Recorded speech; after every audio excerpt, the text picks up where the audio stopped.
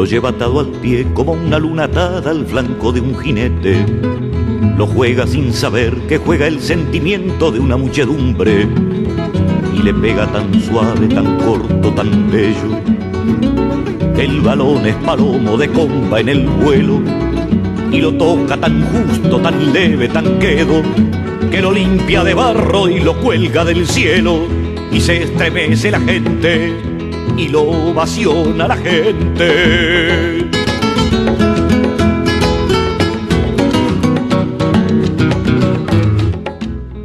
Estimados amigos, estamos ya en el 12 programa de política y fútbol. Las noticias son buenas, muy buenas. Hay alegría en la mesa por distintas razones. La mía, no la principal, pero una buena razón es que ganó Universidad de Chile por fin. Al fin. ¿Por quién doblan las campanas? Una gran novela de Ernest Hemingway. Tatán, doblarán por su excelencia. Pudiera ser. Se ha producido un triunfazo del campo nacional y popular en Argentina. El neoliberalismo se desplomó, se cayó de espalda y lo ganó el campo nacional y popular con una gran racionalidad política por sobre las diferencias. Fueron capaces de unirse, de juntarse y más del 47% obtuvo la fórmula Fernández y la fórmula neoliberal del señor Macri solo el 32%. Es una diferencia inalcanzable.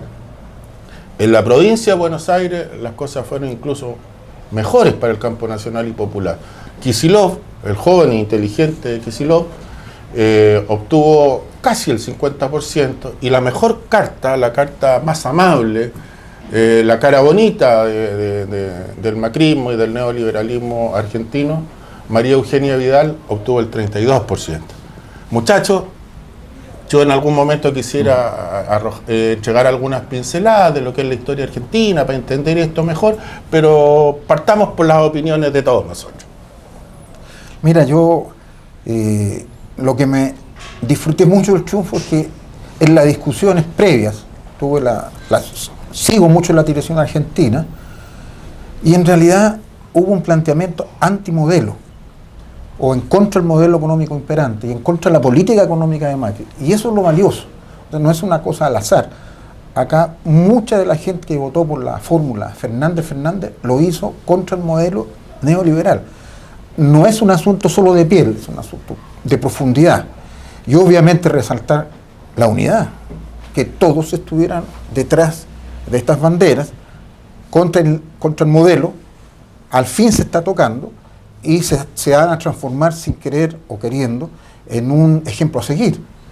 Por ahí parece que va la ruta, en la unidad y derechamente atacar al modelo neoliberal que está imperando y comienza a desplomarse. Yo, bueno, por supuesto me alegro de lo que pasó en Argentina y eso nos da como a nosotros, no sé, una enseñanza, un ejemplo de lo que podríamos intentar hacer. En Argentina y en Brasil, en Colombia, existen estos regímenes que son neoliberales y que de a poco se empiezan a caer, se empiezan a desmoronar.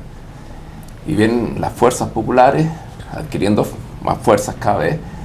Así que yo creo que eso nos debe hacer reflexionar, y sobre todo a usted, señora, señor, joven, de que es posible cambiar las cosas. Es posible tomar el ejemplo de Argentina y replicarlo de alguna forma en Chile y hacer que la situación aquí en Chile cambie. Yo me declaro optimista frente al panorama político sudamericano. Espero que la situación cambie lo antes posible en Argentina, en Brasil, en Colombia, en Ecuador y en Chile, por supuesto.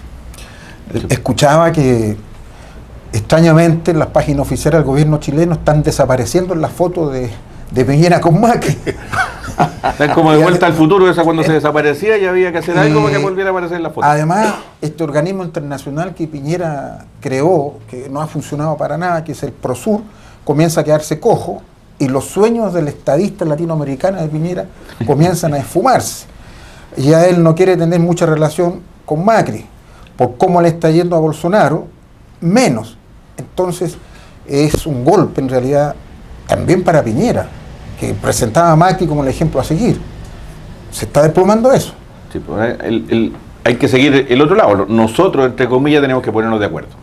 Terminar con esta discusión media bizantina que tenemos dentro de toda la izquierda y la forma en que atacamos el neoliberalismo. Primero hay que identificar qué es el neoliberalismo y dónde está encunado en el Congreso. Hoy mira, va a aparecer esto ya lo tomaron asunto los partidos políticos, que tampoco ven un poco la televisión, pero parece que ven el cable, porque la televisión chilena no ha reportado mucho la trascendencia del triunfo de Cristina y el cambio de paradigma, al parecer en América Latina y esperamos en Norteamérica también. Mira, este cambio de paradigma y esta unidad no fue casualidad. La elección anterior había habido una pelea muy fuerte dentro del peronismo. Subió un liderazgo de Massa que surgió como tercera fuerza de la elección anterior, pero entendieron todos que el objetivo no era ganar la interna del peronismo, porque ganaban la interna del peronismo pero perdieron el gobierno. Y este gobierno neoliberal, de la tendencia neoliberal latinoamericanista de los últimos 10 años, porque esto es violentamente nuevo, son Bolsonaro, Macri, Colombia, Piñera 2, que es muy diferente a Piñera 1. Esta derecha se logró identificar a los argentinos y al interior del peronismo surgió una unidad. ¿Y cuál es la unidad? El enemigo principal está allá, no nos peleamos entre nosotros, tenemos otras diferencias, hagamos un programa de gobierno común. Teniendo un programa de gobierno común donde estén señalizados la guía de lo que va a ser el gobierno de Fernández, porque ahora todos dicen que es Cristina, pero no es Cristina la que ganó Fernández, el otro Fernández. Su compañero de fórmula, pero como es esta unidad que se generó y este programa de gobierno, eso generó una unidad. Nosotros tenemos que empezar a trabajar ideas para generar un programa de gobierno que sea el que tome la bandera, la llegue hasta el final con la unidad, pero generemos el programa de gobierno primero. Veamos cuáles son las prioridades para combatir este avance neoliberal dentro de nuestra política del día a día. Mira, a mí me sorprendió gratamente que los partidos de la democracia cristiana llamó a los radicales, socialistas y PPD para alinear las fórmulas electorales para las municipales. Como no había sucedido antes, los partidos le respondieron: efectivamente, nos vamos a alinear cuando ustedes definan la no reintegración del sistema de la reforma tributaria. Mira, tú has hecho mención a un concepto que afortunadamente se usa mucho por estos días. Hace 10 o 15 años atrás, el neoliberalismo estaba desplegado en el mundo. Yo me acuerdo escribí un artículo largo de unas 20 páginas explicando qué era el neoliberalismo. Y se lo pasé a los compañeros que hacían las publicaciones del Partido Socialista de Chile y no quisieron publicarlo. Y lo mandé por la red de internet y el Partido Socialista Obrero Español lo publicó. Está ahí en internet. El neoliberalismo debe cesar. Así era la hegemonía del neoliberalismo hace 15 años atrás. ¿Qué es el neoliberalismo? Luego de terminar la Segunda Guerra Mundial con 50 millones de muertos, con esa barbarie, la destrucción de países enteros, se planteó qué tipo de sociedad queríamos. Y a ambos lados, en el campo socialista se planteó un tipo de sociedad y en el capitalismo también. Y en el capitalismo dijeron: mira, las diferencias sociales, la explotación brutal, la desprotección social de la gente, termina provocando estos conflictos. Y empezó a surgir allí, sobre todo en Europa, la idea de la economía, la sociedad de bienestar. O sea, una sociedad con derechos sociales garantizados. Y en el campo capitalista, en ese campo, se reunieron en 1947 en la ciudad suiza de Mont-Pelerin una serie de intelectuales de derecha, de ultraderecha, Salvador de Madariaga, el español, Friedrich von Hayek, el autor de La Sociedad Abierta y sus enemigos, Camino de Servidumbre, Milton Friedman, la ultraderecha. Y ellos plantearon unas cosas que al comienzo llamaron incluso al mundo capitalista la risa. Cuando en los 70 a Milton Friedman lo invitaban a los programas de televisión, lo invitaban para reírse cuando él planteaba las cosas que les voy a contar. Era como el pastor Soto, ¿ah? Decía cosas tan estrafalarias que la gracia era que él lo decía. Se planteaban lo siguiente, decían, mire, el egoísmo no es un mal valor, es un valor, porque el egoísmo hace que la gente quiera acumular capital. Para que la acumulación de capital pueda desplegarse, no tiene que haber sindicatos, no tiene que haber solidaridad ninguna. Los niños deben trabajar, ¿ya? Porque así se despliega y entonces la potencialidad del capital, y así se produce entonces por la sobreabundancia de riqueza el chorreo. Y al final, con la copa llena, el chorreo permite que los pobres algo recojan. Y esto que tenía algo de filosóficamente nietzscheano, ¿ah? Del fascismo que había terminado, que los fuertes sobre los débiles, que los débiles hay que dejarlos perecer, se plantea en el ámbito internacional, señalando que los países deberían tener la frontera abierta, el mercado mundial, que el Estado nunca debería intervenir. En esto han sido inconsecuentes hasta la saciedad, porque en Chile se aplicó el neoliberalismo amparado en las bayonetas, y cuando quebraron todos los bancos en el año 1982, lo primero que corrió el Estado fue a pagarle las deudas a los bancos. O sea, su inconsecuencia es total. Y la gran acumulación de capital que hicieron los capitalistas chilenos fue gracias al golpe de Estado, a las privatizaciones de 1975 a vil precio, donde regalaron la industria a capitalistas, entre comillas, porque ahí estaba el señor Jurasek, que era un ingeniero de Chilectra y terminó dueño de la empresa. ¿Qué es lo que hacían? Pedían un préstamo en el Banco del Estado sin tener ni un peso, con la mano atrás y otra adelante, y con esa plata compraban a vil precio una empresa del Estado y terminaban siendo millonarios de la noche a la mañana. Así se hizo la acumulación originaria de capital en Chile. Y por eso ese viejo barbudo que escribió un libro que se llama El Capital tiene razón. Así se hizo la acumulación originaria de capital, con un Palacio de la Moneda incendiado, con un presidente muerto, con una clase obrera con sus sindicatos ilegalizados, al amparo de la bayoneta. El capitalismo en Chile resurgió a partir del 73 chapoteando en barro, lodo y sangre.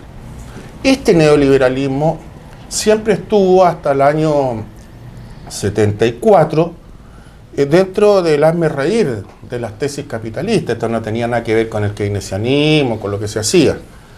Pero llegó su hora, su minuto de gloria, cuando el año 74 se produce la guerra árabe-israelí, los árabes suben el precio del petróleo y los bancos se llenan entonces de millones y millones de dólares. Y esa cantidad de dinero no se podía mantener en los bancos estadounidenses, había que desplazarlo. Un banco que tiene una gran cantidad de dinero acumulado, cada día pierde dinero. Un banco que no pone el dinero, no lo coloca, puede quebrar. Con el dinero aposado tiene que pagar intereses. Entonces ahí se inició una gran presión en todo el mundo para que los países pequeños destruyeran su industria, recibieran préstamos. Fue una presión enorme. En Argentina lo intentó hacer Rodrigo, ¿cómo se llama este? Celestino Rodrigo, el ministro de Isabel Martínez de Perón en el año 75, se cayó el Rodrigazo. Después del golpe de Estado lo intentó implementar Martínez de Oz, y en Chile lo implantó Caguas, la dictadura militar. Destruir todas las empresas nacionales, lo posible, acabar con el sindicalismo. En Chile lo trataron de acabar mediante la violencia, el crimen, matando dirigentes sindicales, encarcelando, exiliando, pero también legalmente, haciendo que proliferara la libertad sindical, o sea que en una empresa existan 15 sindicatos sin ninguna capacidad de negociación. este tipo de sociedad, sin ningún tipo de consideración por el ser humano, solo destinada a la acumulación de capital, que le molesta la seguridad social, que rechaza la solidaridad entre los seres humanos, que solo considera que el Estado sirve para reprimir, el Estado policía, lo demás debe dejarse todo a la libre mano del mercado. Y miren cómo se contradicen, y con esto termino. La crisis del neoliberalismo en Argentina, que intentaron imponer los militares, pero que Carlos Menem, un traidor de primera especie, impuso en los 90, que destruyó la economía argentina, ese capitalismo se trató de reinstalar desde el Estado con Macri. O sea, no se trata que el mercado tenga una mano invisible, como decía Adam Smith. No existe tal mano invisible. Si aquí la gente surge a partir de los créditos de los estados, de los negocios amparados por el Estado. Bien, toda esa corrupción, todo ese desprecio por el ser humano se ha venido abajo en Argentina, y yo espero que se venga abajo en Chile a los tiempos más breves. A la brevedad Mira, posible. tocaste un tema, Excelente. corrupción, en tu muy acertada intervención. Resulta que el tema corrupción surgió muy fuerte en la campaña en Argentina porque se acusaba de corrupta a Cristina Kirchner. La administración Kirchner. Pero fíjate que por primera vez se logró demostrar que Macri es un corrupto, que estuvo procesado, que se la sacó derechamente, se hablaba, comprando jueces.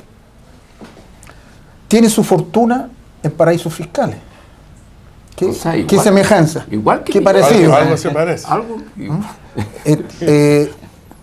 Y lograron demostrar que el neoliberalismo es la cuna de la corrupción, de los negociados, y que ellos son los padres en aprovechar esos espacios que el sistema les otorga.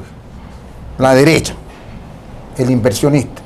Claro, no estoy hablando de Piñera, estaba hablando de Macri, pero por Dios que se parece. Sí. Los dos con problemas con la justicia, los dos sacándose de alguna manera sus pillos con la institucionalidad jurídica, y además los dos con su fortuna en paraísos fiscales. ¿Qué pasando con Bolsonaro? Algo parecido con sus ministros.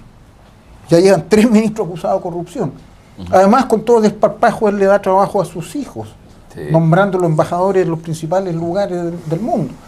Entonces, el neoliberal cree que puede hacer lo que él estima oportuno para sus negocios y aprovechan del país.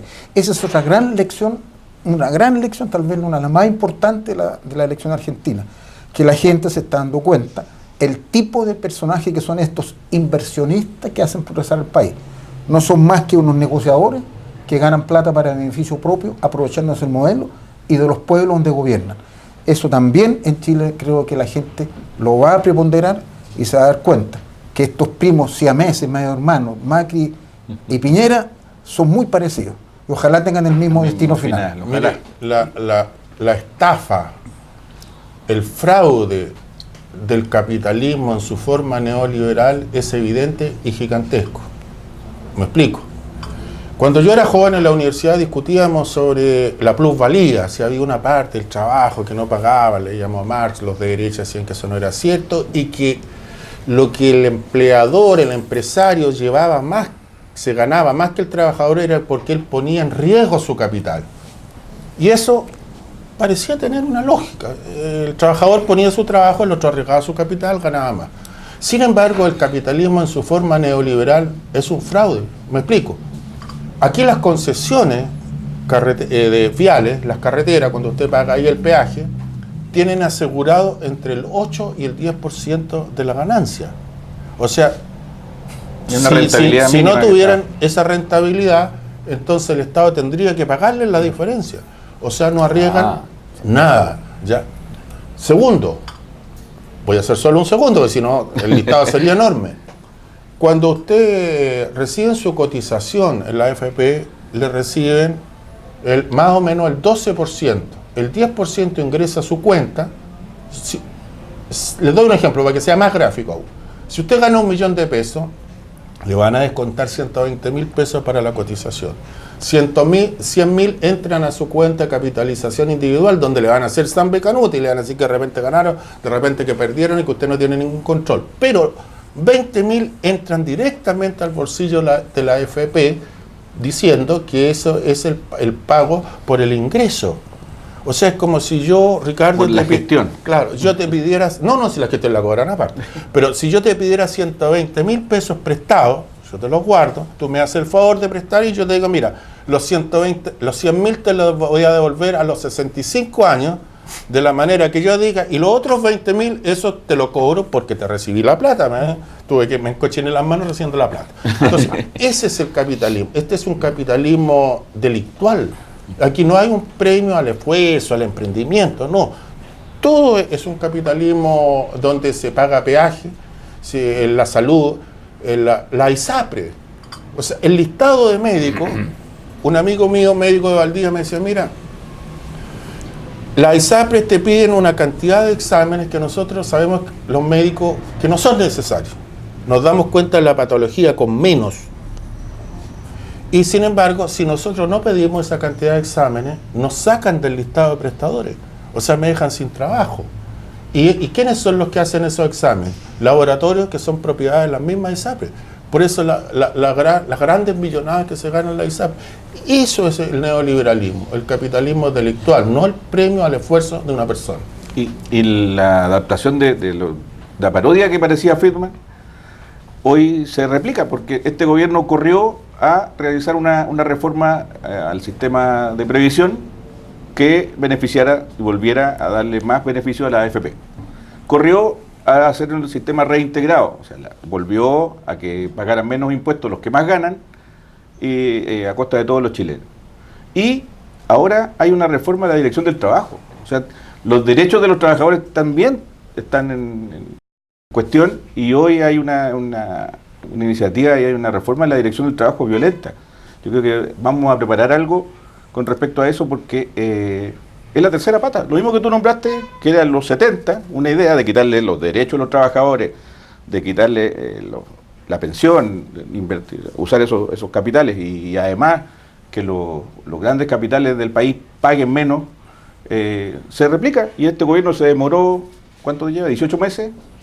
Eso se demoró en aplicarlo, y por eso está hoy con esta retroexcavadora, que ellos tanto que se quejaron de la retroexcavadora, ellos aplicaron la retroexcavadora, los derechos que habíamos avanzado tanto tiempo. Por eso es tan necesario esta unidad, y como decía ayer un amigo nuestro que conversábamos, ahí el método va a ser muy importante. El método, como lleguemos a esta determinación del programa de gobierno y de hay un ejemplo unidad. Este proyecto presentado por Camila Vallejo, las 40 horas laborales, tiene detrás a toda la gente. Tal vez por ahí va el camino, sí. Cosas que beneficien a los trabajadores de verdad.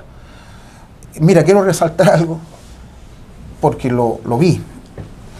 El ministro Monkever, en 10 días, me lo tuvo que mamar escuchando los matinales, donde en algunos de ellos lo sacaron al pizarrón, defendiendo a ultranza las 45 horas, no le fue bien, pero defendiendo a ultranza, dando ejemplo cómo no era posible bajar las 45 horas, dando ejemplo económico, etc. Bueno, resulta que se le vino encima a toda esta unidad, se le vino encima la opinión pública, bajó a 42. Se acordaron que Piñera había prometido 42 en una campaña, y por ahí hay un proyecto 41. Entonces van en 41, claro. Están arrinconados, pero es el ejemplo más palmario hoy en Chile, que ojalá ha pagado la buena noticia que llega a Argentina, de que con unidad se puede arrinconar al gobierno. Las 40 horas laborales es un tema que los tiene de espalda. Ahora están diciendo, Monkever, que está de acuerdo con que se rebaje a 41. A 41 horas, pero además dice que si se trabaja 41 horas y no 40, se van a ganar 326 millones de dólares. Si se trabaja 40, se van a perder 326 millones de dólares. Cifra inventada, sí. Cifra engañosa, porque no tienen argumento. Pero el ejemplo, insisto, queda. Sí, con un proyecto unitario, con cosas que sirven, van a tener a la gente detrás. Y eso no es populismo, eso está demostrado internacionalmente. La necesidad, nosotros somos, como chilenos, lo que se denominaba, tenemos muchas horas traste, que estamos sentados en la oficina o sin hacer algo, o esas horas podrían ser compensadas con algún trabajo desde la casa. ¿Cómo está? Si hoy abrámonos a explorar otra, pero el cerrarse, no, que mira, con 45 horas se produce el 11% más de que lo que se produce con 40 y son 250.000 empleos. Esa es una falsedad del porte de una casa que no resiste ningún análisis medianamente serio de ninguna universidad. Mira, cuando la computación empezó a impactar los procesos productivos, yo vivía en Cuba, era funcionario de la Embajada de Chile en La Habana. Y cuando empezaron a llegar los computadores, que alivianaban el trabajo, que lo hacían más productivo, más eficaz y más eficiente, ¿qué pasó? ¿Qué actitud tomó el gobierno? Rebajó la hora de trabajo. Yo tenía una amiga y me dijo, mira, ya no trabajo en la tarde. ¿Y por qué? Porque llegaron computadores. Y mira el cambio en una sociedad capitalista. Cuando llega la tecnología, el trabajador pierde su empleo.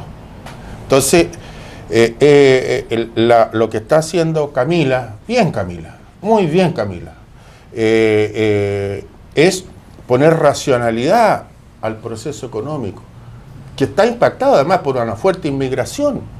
O sea, hay una necesidad económica, incluso una necesidad humanitaria. El país puede soportar esa rebaja de horario de trabajo. Lo que ocurre es que el gran empresariado no quiere eso porque solo piensa en su tasa de ganancia. Camila, prepárate, le estás tocando el bolsillo, y cuando le tocan aquí el bolsillo a los empresarios, que no son ideológicos, si estos no son anticomunistas, si yo los veía cuando llegaban a Cuba en busca de negocio, y llegan a correr para ir a hacer negocios en China. Y su gran representante político fue a exponer a la escuela de cuadro del Partido Comunista Chino, con la foto de Marx, Engels, Lenin y Mao Zedong. Ahí expuso Entonces esto no tiene ni ideología, el capital no tiene ideología, pero cuando le tocan el bolsillo, esto es muy grave. Acuérdense, a Camila le van a levantar calumnias, ya lo han hecho. ¿Se acuerdan que dijeron que tenía un auto y van a agredir a Camila? Tenemos que estar preparados para eso. Como Cristina decían que era ladrona, que era sinvergüenza, y la gente repite aquí incluso sin saber mucho. Uno le dice, ¿qué proceso?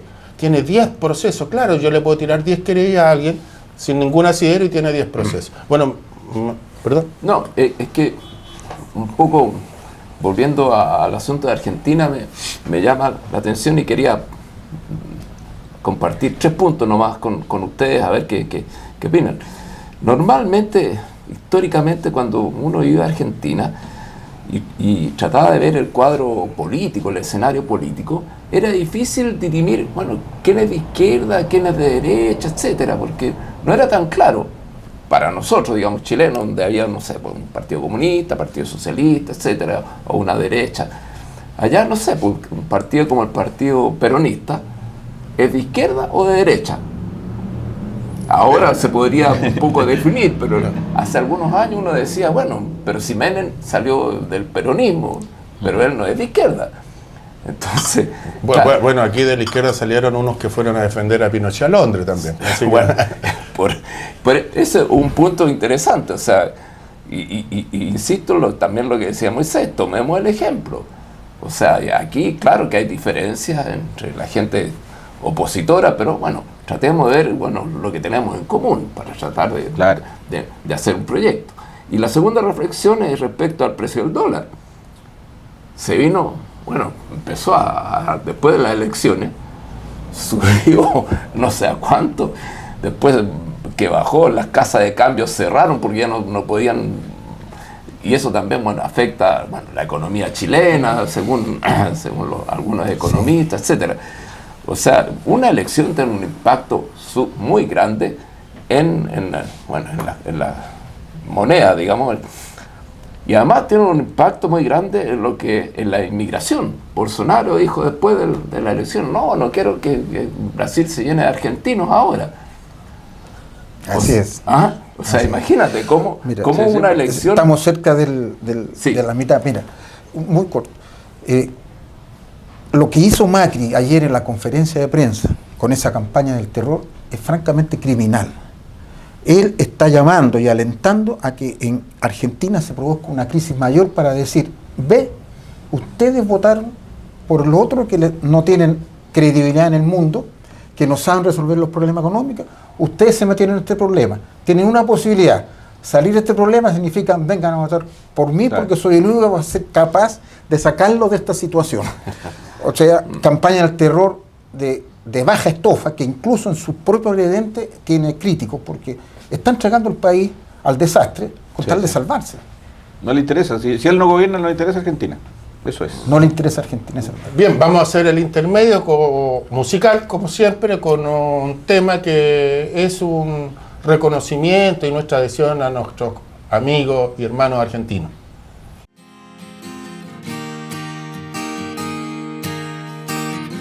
Me gustan tus ojos, tu intensidad. Me gusta que vengas por un trago más. Me gusta tocarte sin intención. Ja. Me gusta tu historia de resurrección.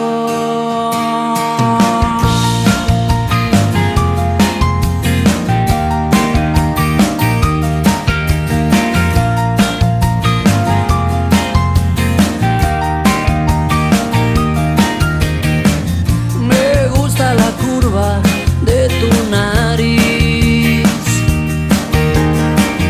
me gusta escucharte, ser tu aprendiz, como no haberte visto mientras bailas. La música es aire cuando te vas. Vos para mí.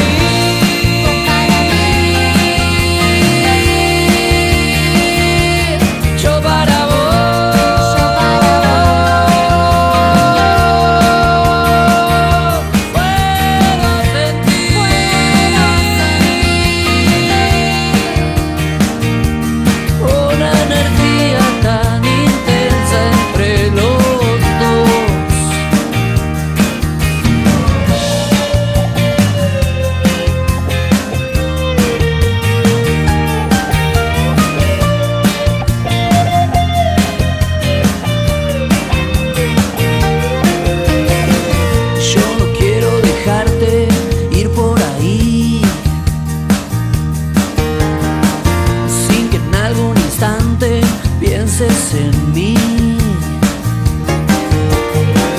Y no es por egoísmo, es justa razón. Solo tengo un instante, hueco de vos.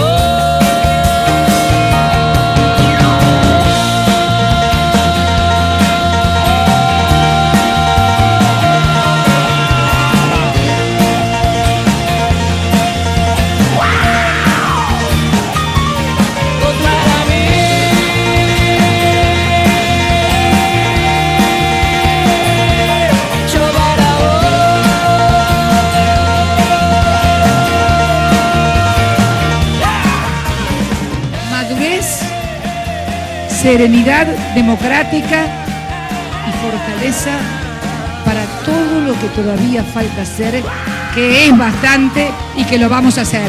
Muchas gracias y buenas noches. Muchas gracias. Bien, estamos de vuelta. Y ha quedado una pregunta pendiente de Ricardo. ¿Qué es ser de izquierda? Yo diría que ser de izquierda, más allá de la autodefinición, está determinado por 3 contenidos básicos, elementales. Primero, entender que en una sociedad existen contradicciones de clase, que hay opresores y oprimidos, que hay explotados y explotadores, que eso va cambiando a través de la historia en sus formas, pero que existen unos que abusan de otros, primero. Segundo, que esa contradicción puede resolverse favorablemente para los de abajo. Y tercero, el optimismo histórico, que se puede resolver en un sentido que mejora al ser humano y mejora la sociedad. Eso es ser de izquierda. Ser de izquierda en el Imperio Romano era estar contra el esclavismo. Ser de izquierda en la sociedad medieval era estar por las formas republicanas, democráticas, laicas, de entender y el mundo. Ser de izquierda en nuestros tiempos es querer una sociedad distinta, una sociedad socialista que no tiene un rótulo, que no es una receta, pero donde prima la solidaridad, el hombre no como el lobo del hombre, y aventar esto de los explotados y explotadores. En Argentina,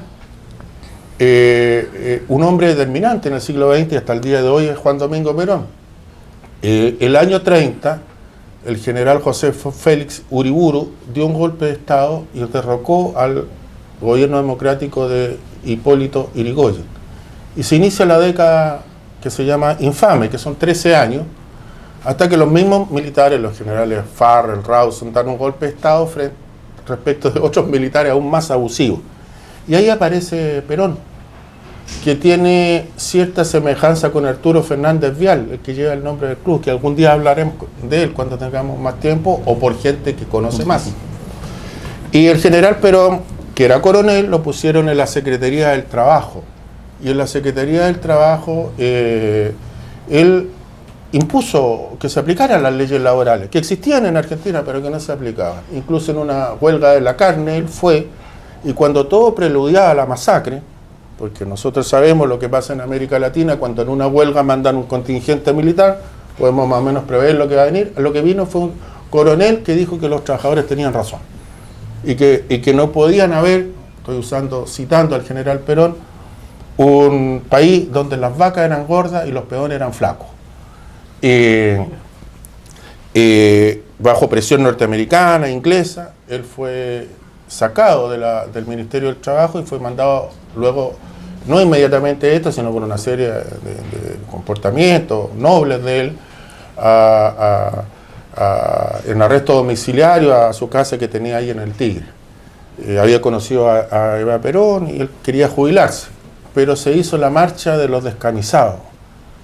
Cientos de miles de obreros llegaron a la Casa Rosada a exigir la libertad del coronel Perón. Y como había mucho calor, se sacaron la camisa. Entonces la oligarquía que vivía en el centro de Buenos Aires, en Capital, decía, mira, ahí van estos descamisados, ahí van los descamisados.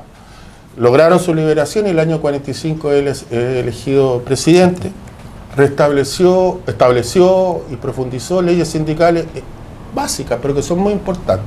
Por ejemplo, la cotización obligatoria en el sindicato. Usted entra a trabajar y su cotización tiene que pagar. Y segundo, los sindicatos son por rama. Si son del plástico, hay un sindicato de todo el plástico. Si son gastronómicos, un sindicato de todos los gastronómicos. Eso creó un movimiento sindical muy potente. Porque tuvieron dinero, cotización obligatoria, y porque tuvieron unidad. Eso se impuso. Él realizó una serie de cosas, la educación, una serie de medidas sociales muy importantes, ¿no? Incorporó a la mujer, incorporó a la clase obrera a la sociedad. Y fue derrocado el año 55, de ahí vienen una serie de gobiernos militares, con intermedios civiles como de Arturo Frondizi o Arturo Illia, y hay una disputa permanente en Argentina respecto a qué hacer una Argentina industrial, independiente de Estados Unidos y de Inglaterra, o una Argentina agraria, libre mercadista, conservadora en lo valórico y subordinada a poderes imperiales. Esa ha sido la lucha de Argentina desde el año 1930 hasta ahora. Lo que fue derrotado ayer, y por eso es que cantaban el himno peronista, jóvenes que no habían nacido cuando Perón murió. Perón falleció en 1974, pero esa trayectoria se mantiene en Argentina como en Chile se mantiene y va a renacer y va a florecer el allendismo, de la incorporación del ser humano. Eso y aunque el peronismo no se diga de izquierda, son de izquierda. Que no digan que son de izquierda, ellos son peronistas, pero las cosas que hacen son de izquierda. O sea, proteger a los jubilados, la educación, que la gente tenga derecho al trabajo. Son de izquierda aunque se digan peronistas. Esas leyes sociales que siguen vigentes en Chile, el seguro escolar, Allende, la cotización del 2% para el seguro de accidente del trabajo, Allende. La guardería infantil, Allende.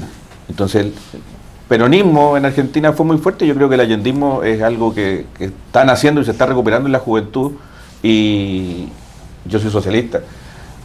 No es propiedad del Partido Socialista. El Allende fue socialista y estamos muy orgullosos de eso, pero el allendismo ya superó al Partido Socialista. Y de eso tenemos que estar conscientes los socialistas para generar también este consenso que estamos llamando. Yo lo hablo como militante, yo soy de acá, dentro de los 4, entiendo, militante activo del partido, y hago ese llamado a la gente de mi partido a tener esa generosidad de compartir los valores del allendismo con toda la izquierda y generar este movimiento amplio que recupere esto tan importante que es la capacidad de gobernar y gobernar para los más desposeídos y no este gobierno que está gobernando para los más ricos. O gobernar para todos. Pero tenía una frase, decía, mira, nunca los empresarios ganaron tanta plata como conmigo, pero nunca los trabajadores tuvieron tantos derechos como con nosotros. Pero la burguesía es especial, pues les gustan los golpes de Estado y esas cosas. Bueno, tomemos la lección de Argentina, que la situación cambió con el voto.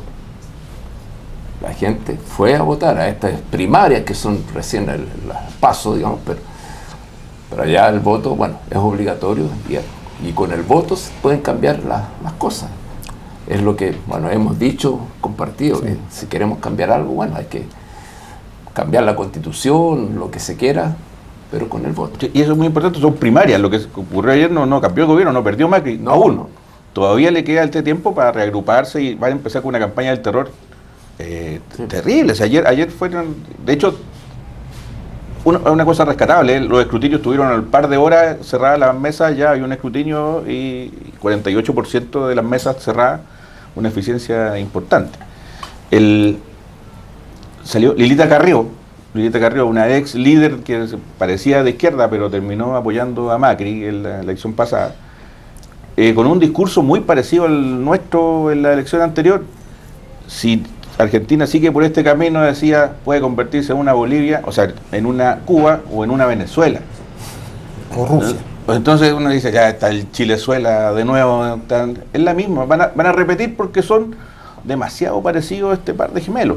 Entonces van a seguir la misma campaña y estos 2 meses van a ser de crisis económica, porque la van a fomentar ellos mismos. Seguro. Ayer mismo se cayó la bolsa y hoy la bolsa chilena también caía. Pero ahora, antes de las 2 de la tarde, como no son tan giles, no van a perder plata de ellos mismos, se recuperó la bolsa chilena. Mira, fue una especulación. Ayer se cayó en la tarde y hoy en la mañana ya dijeron, bueno, ¿para qué nos vamos a rascar? Y se recuperó, milagrosamente se acabó el miedo. Ahora en Argentina hay una crisis. Sí. Pero Ahora, los empresarios chilenos que están allá son los que están complicados. ¿Por qué? Porque Macri le había garantizado una serie de ventajas a costa del trabajo y de los trabajadores que ahora están viendo que no las van a tener. Y en Chile tampoco las van a tener. Mira, ¿quién provoca la crisis en Argentina? Es Macri y sus políticas neoliberales. Él provoca la crisis. Durante el gobierno Kirchner, gobierno K, se había estabilizado el tema de la deuda externa. El país tenía sus dificultades, pero tenía la gente con una seguridad social, con precios razonables. ¿Vieron cuánto subió el gas? ¿Cuánto subió la electricidad? Los tarifazos. Sí, ¿Ah? La subvención de la gente que, bueno... Ahí está el resultado. Se les quitó la subvención y se le entregó de nuevo a los... Ahí está el resultado. Ahí está el resultado. Bien. Pero la gente reaccionó. Nuevamente bien por Argentina. Y ojo, reaccionó antes ya con algunos paros nacionales que hacían presagiar esto. Pero ustedes vieron los paros nacionales en Argentina, no hay nadie. ¿Han visto un paro nacional aquí en Chile? Tenemos que ir avanzando. Bueno, hay una marcha para el 5 de septiembre, convocada por diversas organizaciones sociales que nos recuerdan la Asamblea de la Civilidad, todo este tipo de situaciones que estamos viviendo y que el presidente Piñera quiere profundizar en su sentido neoliberal, o sea, quiere AFP más radicales para perjudicarnos. Y hubo otra marcha, a la que fueron 20 personas, que fue contra los migrantes. ¿Ah? acá y llegaron 40 o 20, entre 20 y 40 se discute los asistentes, con un tema también muy importante, el tema de la migración, presente también en las elecciones argentinas y muy presente en Chile. Hoy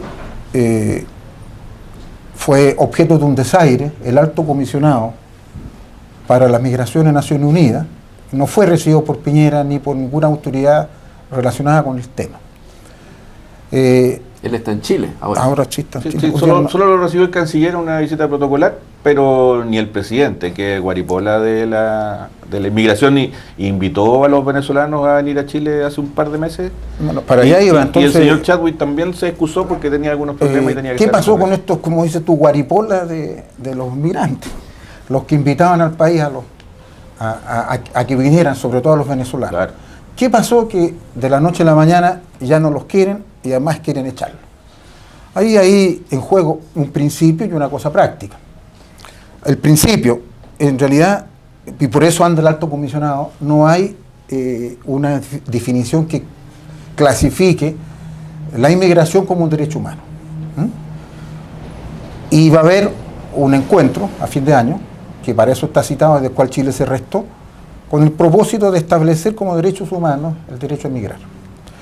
Hasta el momento se sitúa en que las personas tienen derecho, está consagrado en la Declaración Universal, de trasladarse, de moverse de un lugar a otro. Y que la persona lleva de por sí los derechos inherentes a todos. Y cuando llega a un lugar, esos derechos tienen que ser respetados. Pero fíjate que en números y en la realidad, ¿qué pasó en Chile? ¿Por qué ahora estamos con este tema de la migración? Para no extendernos mucho. Entre el 2015 y el 2017 se duplicó la cantidad de refugiados o inmigrantes que había en Chile. De 450.000 pasamos a 900.000.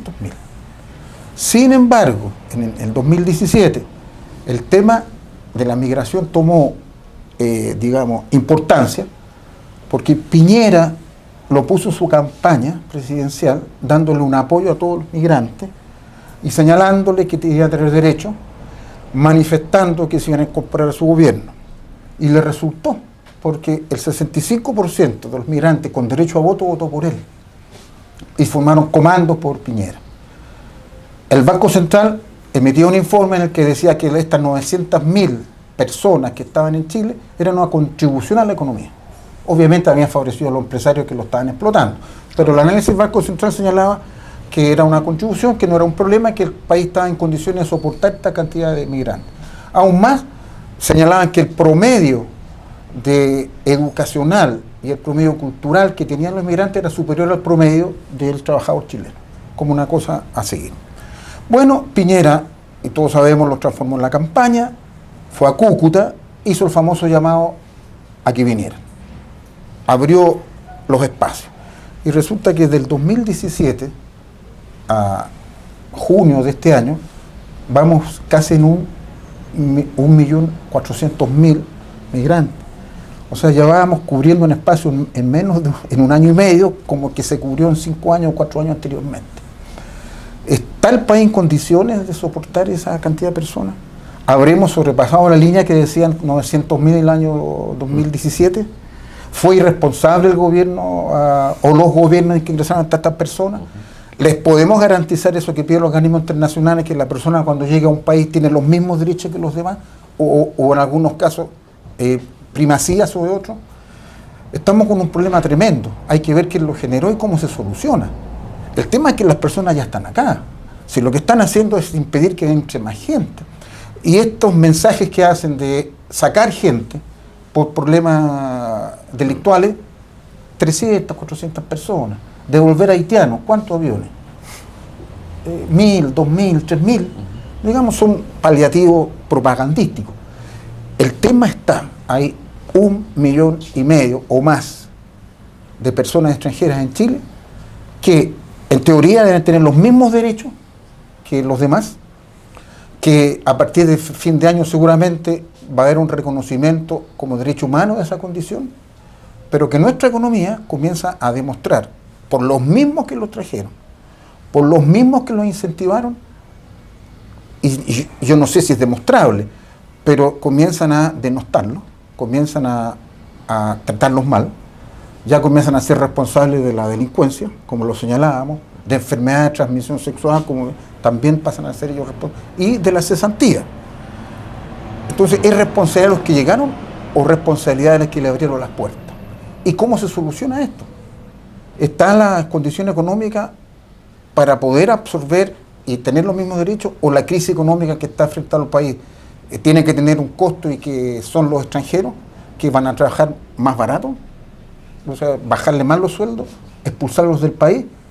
Entonces, señor Piñera, el paladín o guaripola de llamar a que vinieran a Chile, ahora no haya cómo solucionar este problema. 3 cifras. En mayo de este año, el señor subsecretario dijo: Chile no considera como un derecho humano la inmigración. ¿Pero por qué decía eso? Porque al mismo tiempo comenzaron a poner restricciones a que ingresara la gente del país. Después del cucutazo de Piñera, resulta que en marzo entraron 50.000 personas al país. 30.000 y tanto eran venezolanos. En abril, 60.000, 40.000 eran venezolanos. En mayo se iba a batir el récord, ya dijeron: a este paso vamos a tener solo en venezolanos más de 1 millón de venezolanos viviendo en el país. Recién se dieron cuenta de la irresponsabilidad con que estaban tratando el tema. Y ahora tenemos un problema social, que Carlos Peña decía en su columna, el rector de la universidad, ¿de qué universidad? Diego Portales, de la Universidad de los Norteamericanos en Chile. Él decía que la migración es un derecho, o sea, se anticipa, y que es una falacia para él señalar que los migrantes que están acá le están quitando el trabajo, la salud o a otros. Esa es la expresión de los norteamericanos. Mire, en la política exterior norteamericana tiene 3 ejes ordenadores. La lucha contra el narcotráfico, porque ellos son los principales consumidores de cocaína en el mundo, y eso los desangra. ¿Se han fijado ustedes que siempre hay traficantes mexicanos, colombianos, bolivianos, y nunca cae preso un traficante norteamericano? Y yo me pregunto, ¿alguien venderá la cocaína en Nueva York? ¿Ah? No se venderá en los supermercados, pero nunca cae preso un traficante norteamericano. Segundo elemento de la política exterior norteamericana, la lucha contra el terrorismo. ¿Qué son los terroristas? ¿Quién los ha creado? Países destruidos por ellos. Tercero, las migraciones. Y lo que ellos han desplegado en América Latina es que y en el mundo, es que otros se hagan cargo de los estropicios que ellos han cometido. Arruinaron, destruyeron Haití. Y como no quieren presión migratoria, no quieren que los haitianos se vayan para Estados Unidos, entonces que se vayan para Chile. Como había gente servicial a los norteamericanos aquí en esfera de toma de decisiones, entonces venían los aviones llenos. Ahora, no seamos ingenuos, no existe el derecho a inmigrar. Inmigrar es llegar a un país. Eso no existe. Lo que existe es el derecho a salir del país donde uno está. Yo no estoy obligado a vivir en Chile, pero no hay ningún país del mundo que esté obligado a recibirme. Pues. Si no existe la ciudadanía universal, yo tengo derecho a estar en Chile, pero no en el mundo. Y los trajeron inicialmente para impactar los sueldos a la baja, el ejército industrial de reserva, los que lean El Capital de Carlos Marx. Al sistema nunca le gusta que el índice de cesantía baje, porque si el índice de cesantía baja, los sueldos tienen que aumentar y la gente es menos dócil. La principal elemento de dominación no es la bala, ni el sable, ni el garrote, sino que es el miedo a perder el empleo. Las grandes manifestaciones contra la dictadura de Pinochet se hacían en la noche, no en la fábrica, porque la gente teme más perder el empleo que recibir un balazo.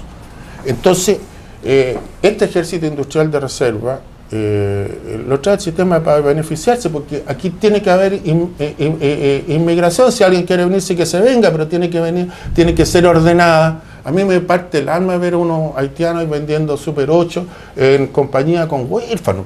¿Ah? O sea, perdón, no compañía con huérfanos, compañía con Morandé. Porque traerlos para eso, para que vendan Super 8. Escuché el otro día a un empresario inescrupuloso, decía: estoy feliz, le pago la mitad a los haitianos. Él está feliz. Es para eso la inmigración. La inmigración tiene que ser ordenada, tiene que ser garantizando sus derechos, y no puede ser una cosa estrambótica destinada a beneficiar a los empresarios o a darle capital político al sistema de dominación, que es lo que hace doña Karen Rojo en Antofagasta con los inmigrantes.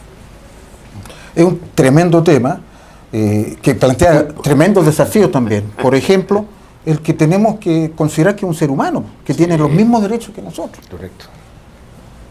No, fútbol decía yo. Fútbol.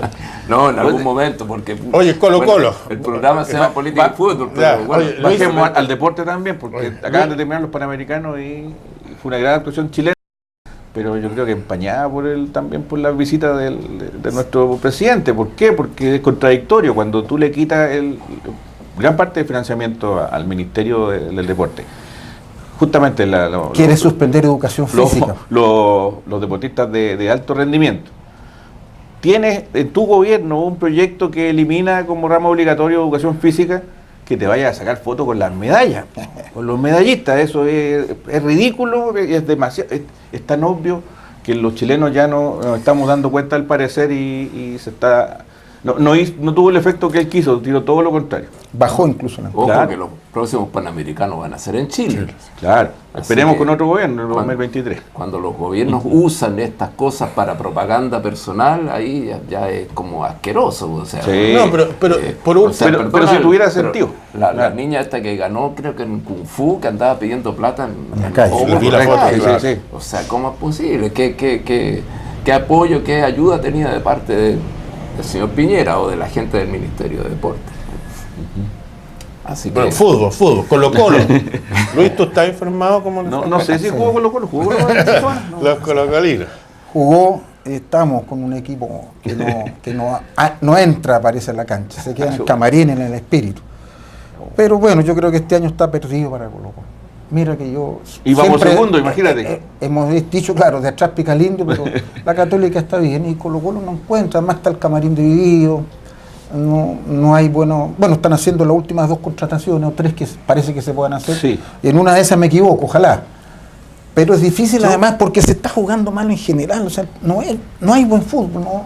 Siendo la Católica un buen equipo, no me entusiasma ver los partidos de fútbol. Perdona, un jugador que es expulsado de un partido, ¿se le paga el sueldo entero? ¿El club le paga el Sí, el claro. sueldo? Sí. Pero pueden sancionarlo, pueden... A menos si está en el aplicarle una contrato, sanción, si está en el claro. contrato Sí. una sanción por partido no jugado o por partido jugado, el premio, pero es mínimo. Pero imagínate, El no sé, sueldo yo- debe ser el sin- 90% ya. Sin ser mal pensado, a mí no me cae mal Valdivia, pero bueno, entra, hace no sé cuánto que no jugaba, entra, se hace expulsar, porque cualquier jugador sabe que si le saca la madre al árbitro lo van a expulsar. Po. Entonces se hace expulsar, le dan 5 partidos, yo creo, más o menos, y bueno, Viene él dura la mano para Valdivia. pero él recibe su sueldo igual. Sí. O sea, cualquier trabajador en cualquier parte. O sea, ¿cómo? Le pasa lo mismo. O sea, usted, no sé, comete una falta en su trabajo y demás, y después lo siguen pagando el sueldo igual. O sea, no está bien pelado el chancho. No, o sea, no. ¿cómo es posible?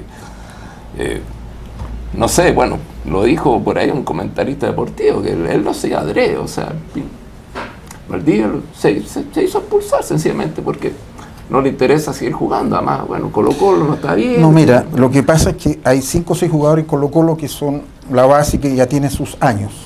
Y ellos son muy solidarios y están todos por renovar contrato. Entonces, todos quieren presionar para que se les renueve por 2 años más. Entre ellos Valdivia, Paredes, Barroso, Pajarito Valdés. Pajarito Valdés. Entonces, que son muy buenos futbolistas, pero están llegando al término de su carrera.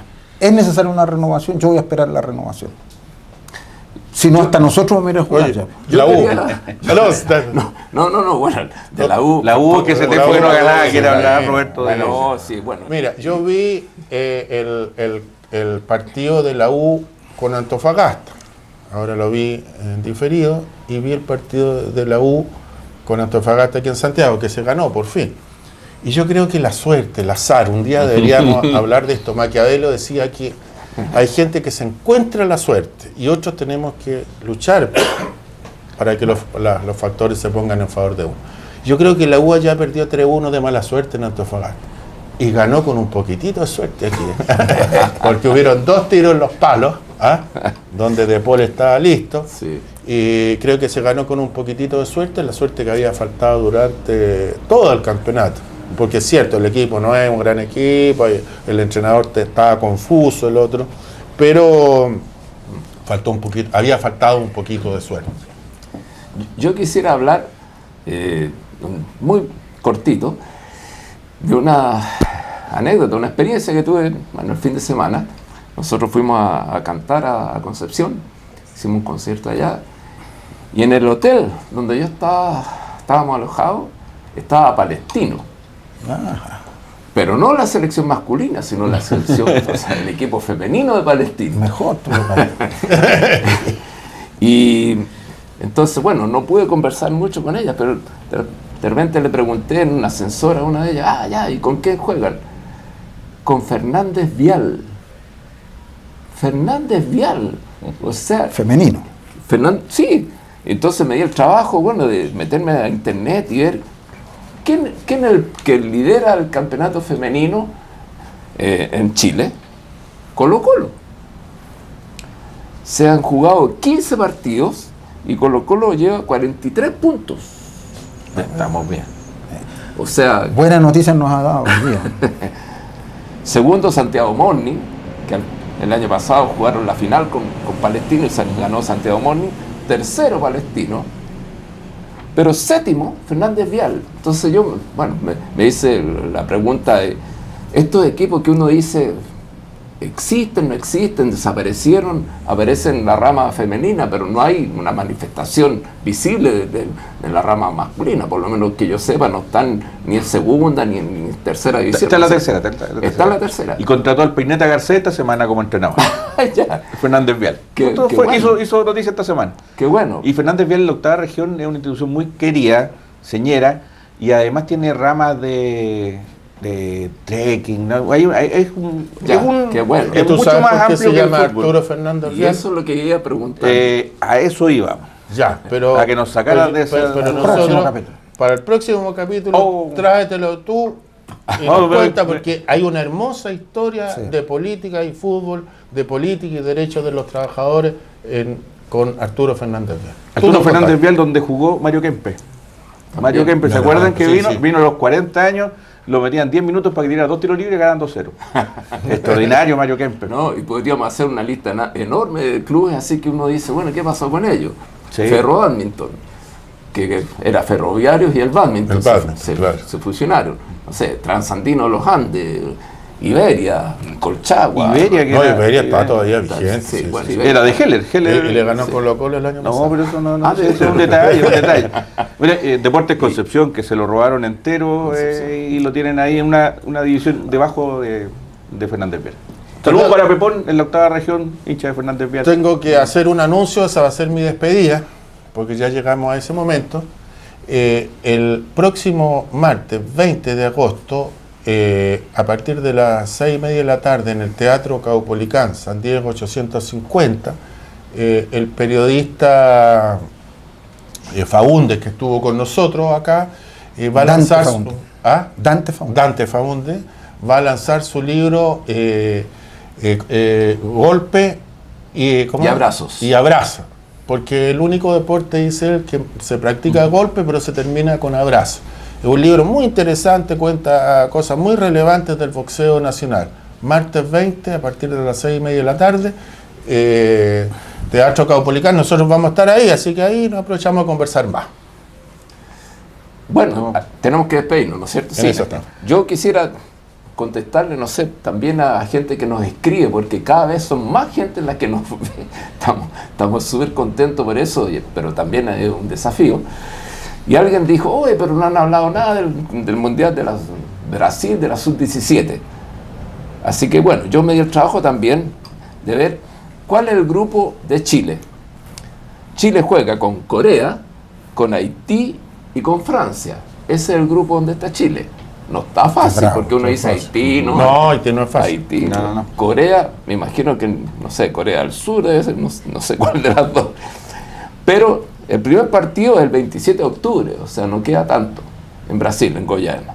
Así que bueno, hacer fuerza a la Sub-17 Chile. Caputo era el entrenador y clasificó a esa selección. Hoy Sí. director técnico de la Universidad de Chile.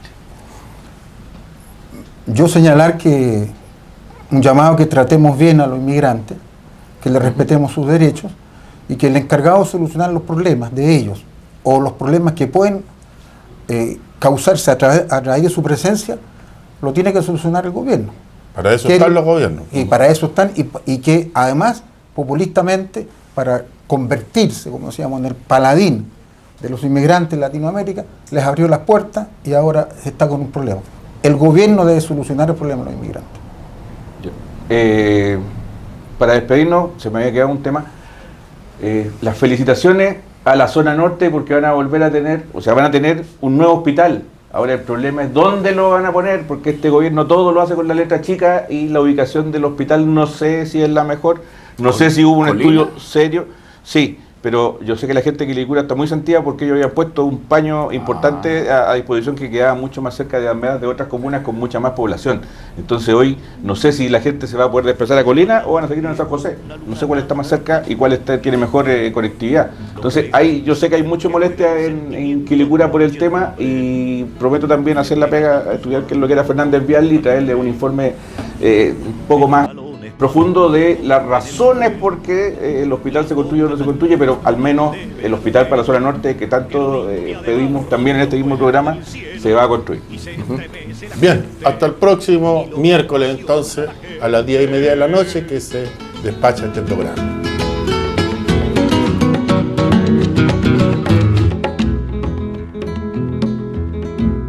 Lo lleva unido al pie como un equilibrista unido va la muerte.